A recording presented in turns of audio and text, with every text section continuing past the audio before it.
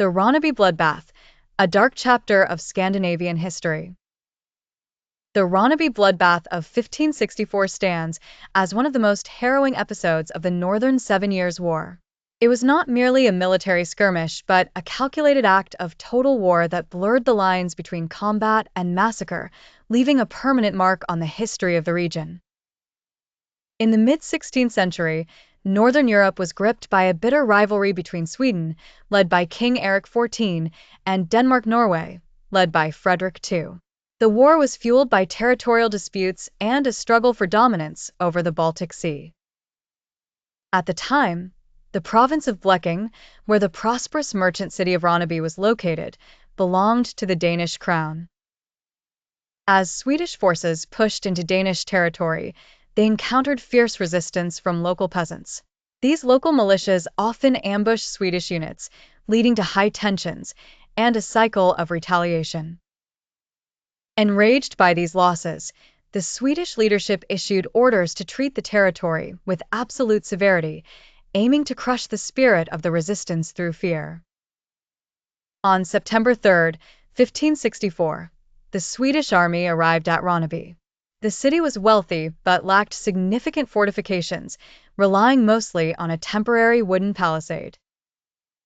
The Swedish king offered the city terms for surrender twice, but the citizens refused, holding out hope that Danish reinforcements would arrive to break the siege.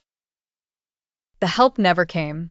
On the morning of September 4th, the Swedish forces stormed the city walls.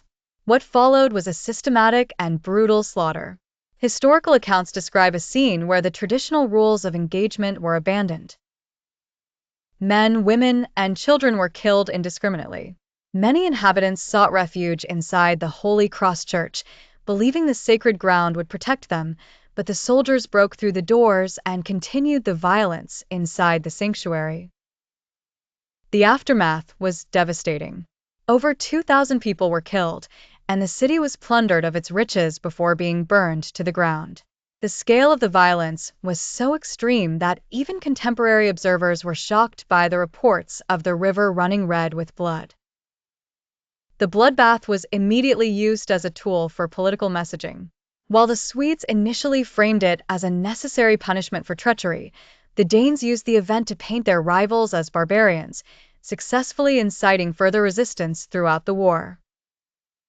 Today, the physical scars of the event are still visible to those who visit. The ancient doors of the Holy Cross Church in Ronneby still bear the marks of battle axes from the morning of the massacre. The event remains a somber reminder of the human cost of the power struggles that shaped the borders of modern Scandinavia.